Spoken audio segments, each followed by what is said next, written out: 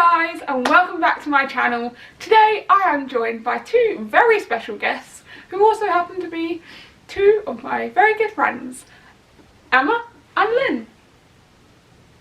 Say hi. Hey. Hi.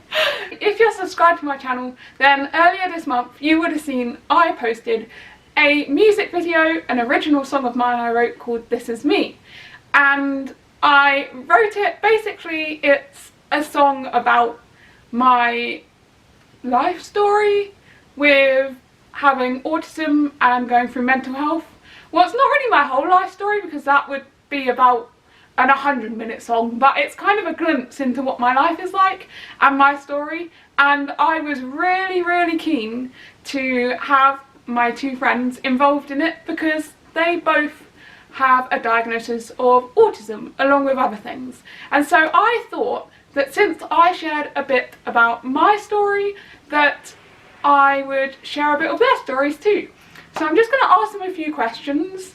If you enjoy this video, then make sure you give it a thumbs up, like I said, subscribe and ring the bell to receive notifications every time I upload a new video. And I also just want to say off the back of this that I was in a show last year called Autism's Got Talent, and I did a whole vlog of what that weekend was like. So if you want to go and check that out, I'll leave that in the description as well down below. So my first question is, when were you diagnosed and how did that process come about? Do you want to start maybe, Emma? I was diagnosed from the Phoenix Centre when I was very young with ADHD and complex speech and language. And I was always sort of in sort of bracket or whatever. Somehow you say I fit the description of autism. I'm borderline autistic. It was always sort of and ahhed, but not completely said. So I went on the diagnosis at school of ADHD and complex learning, speech and language problems. How old were you when that? I was really young. I must have been 3 or 4 when I was diagnosed at the Phoenix Centre with ADHD. So I guess you don't really remember much about it then? No, not completely, but I can tell you what it was like when I was an adult being diagnosed. So when I was an adult, when I was about 21, I had a massive breakdown and I was diagnosed with mental health problems, and then I was told by someone that you definitely are the criteria for autism, even though I already sort of met it when I was younger. And yeah, that I had some psychology. Oh, sorry, I said the wrong thing. Psychological? Psychologist, I think it was. Sorry, you have to cut that out. A psychologist told me that I definitely have it, and then she didn't diagnose me. She said I already met the criteria on my statement. So she was just telling me she did like some papers which I can show if anyone's interested. I can show you, like, and it says what problems I have with autism to now, what not to do and what to do and what makes it better. It's a shame it took to have a breakdown to be told that I do have all these issues, because everyone always says that you don't look like you have them issues and you're fine.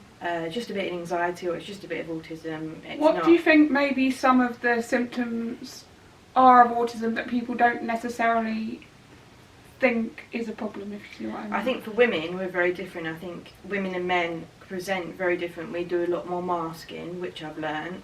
I think we pretend even though things aren't okay, we just sort of plod along and pretend everything's okay when it's not. Guilty. And I think a sign of that could be that you're quiet when you meet up with people, you could not be yourself. I definitely think shopping a lot is definitely a symptom. Being very, what's the word? When impulsive, maybe spending more time in your room than you would with friends. Sleeping a lot more, I think, is definitely a symptom for women. I think because we do so much more pretending that we just knacker ourselves out more than maybe men would. I find that my brother has autism and he presents very different from me, and you could tell if you walked into a room that, oh my god, he's autistic.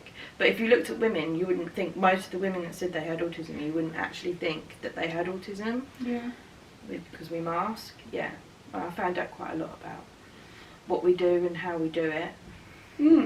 That's really good. What about you, Lynn? When did you find out about your diagnosis?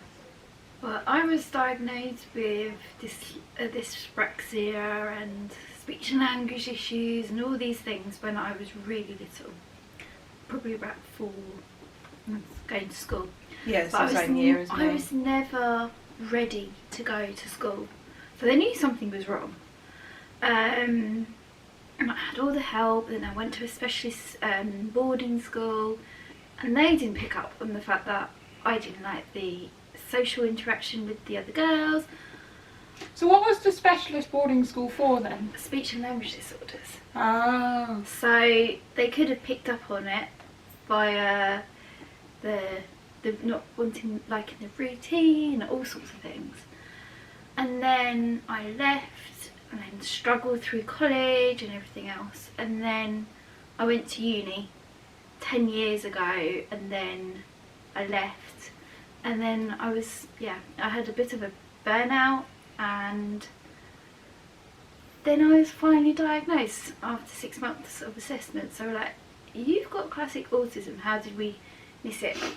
So. And how did that come about? Like, who decided to get you tested? Or it was an educational psychologist or something along those lines. It was through the mental health team that I got the diagnosis. Well, it's good that you finally got it, because it's never too late for these things.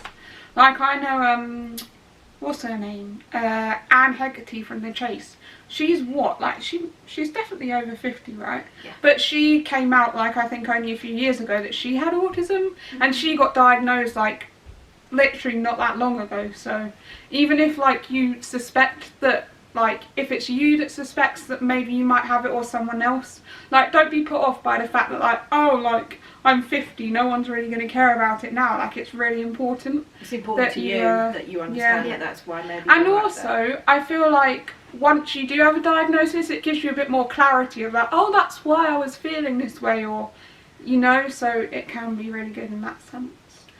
Light bulb moments. Yes. So how do you think that having autism affects you? Like, what would you say you maybe struggle with, or what do you think, like, the positives are from it? I think the positives are that if you're into something, you're really into it. So if you're if you're employed, the good qualities are that you won't miss a day off sick. You always give your 100% effort, because you always give your all when you have autism. And I also think the focus is good. When you're doing something, you can get really focused into it. Like Lynn just proved by sorting out all my puzzle pieces. But that's a good thing. But I think the negatives are, like, socially, you can get really anxious, and working, you can get a lot of work anxiety, especially for me. No one ever sees it, but I vomit before I go to work. I sometimes zone out. I find it really hard being part of a team. I find conflict hard. I find, the whole of it is quite hard, really. And I found working full time is not good.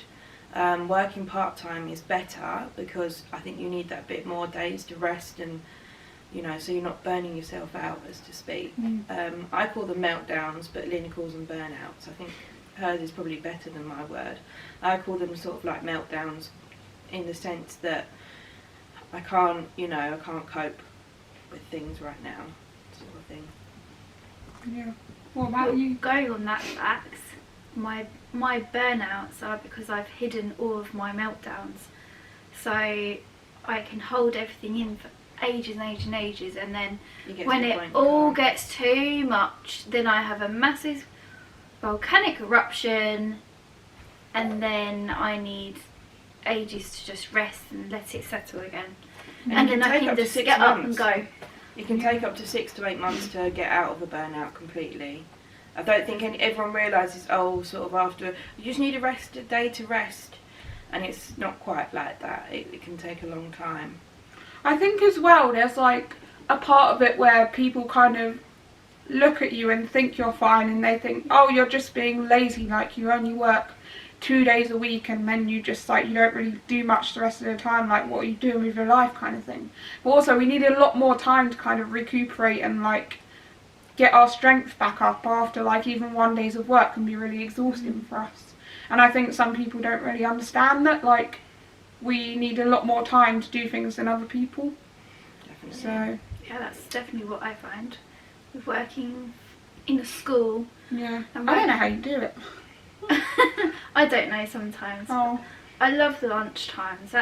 That's easy enough, but doing the after school club is really tiring. yeah. I can't It's a work real full time. struggle. I had a massive breakdown. I found out some mental health issues as well. I can't do it. Even part time I prefer now. It's more manageable because you've got to go to appointments and you have to factor all that into your life. And Well, you've got to have that balance as well, that work-life balance, that you're not overdoing it so much at work that then you have no time to do things for yourself, like. and that's Yeah. very hard even for normal people because we have to work so much because everything's so expensive. Mm. You know, some of my friends work 6 days a week and only have 1 day off, and that's not a good work-life balance, but they can cope with it better than I could have. I've just realised that I wrote the questions out behind the camera and I actually can't read my own writing because I was doing it in a rush. Oh yes.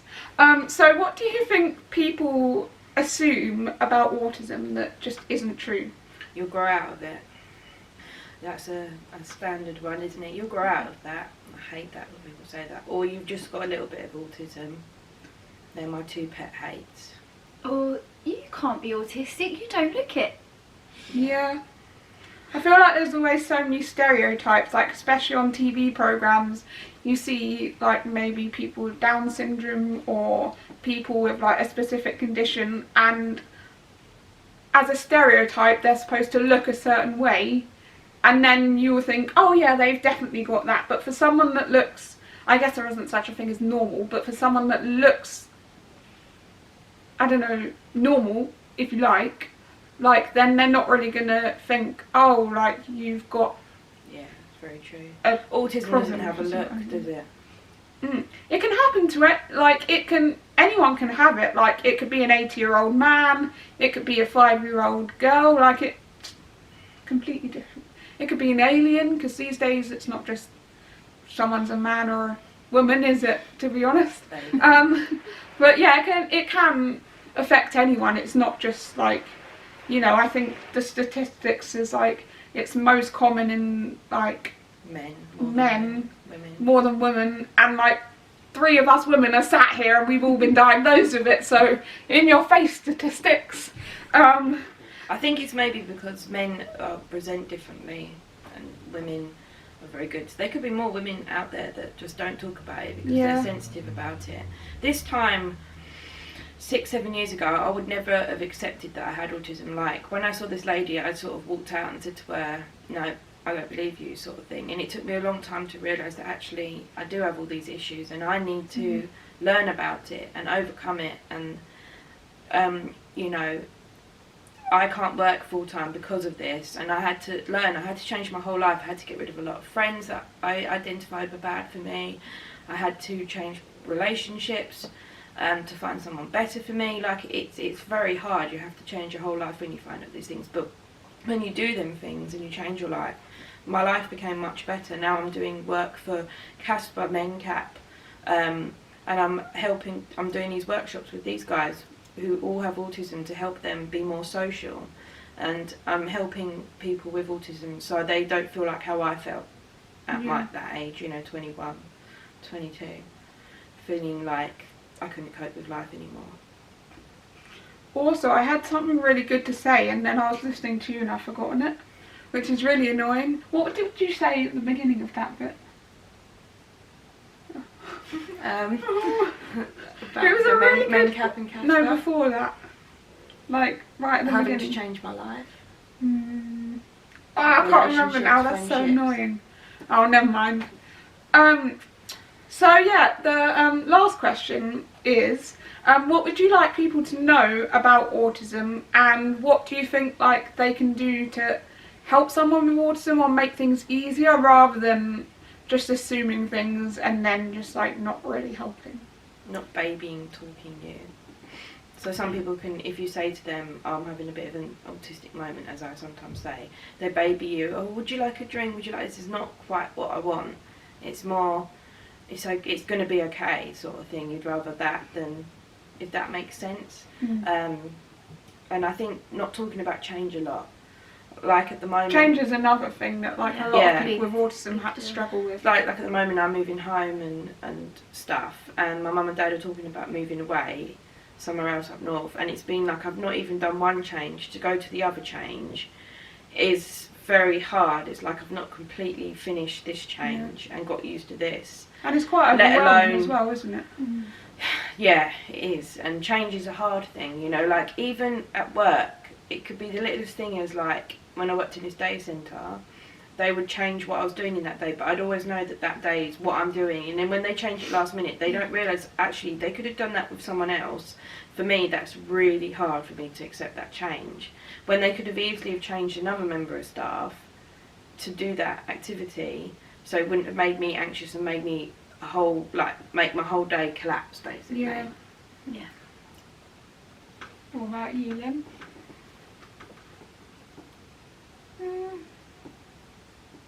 It's okay if you don't have any. I don't really have anything. Yeah. I kind of agree with Emma. It's like we need to be accepted for who we are and not for what we're not. Yeah, and also making little changes at work. I think if employers need to realise that even just the slightest little change, like I said earlier, makes a big deal. It could make my anxiety go for the whole day. Like I used to be like a couple of minutes late for work in one of my other jobs, and they'd have a go, but they have no idea that I vomited before I went to work. I had panic attacks. I had to run for the bus. Like they don't realise all the things you had to do just to be a few minutes late. But to them, a few minutes doesn't mean anything to them.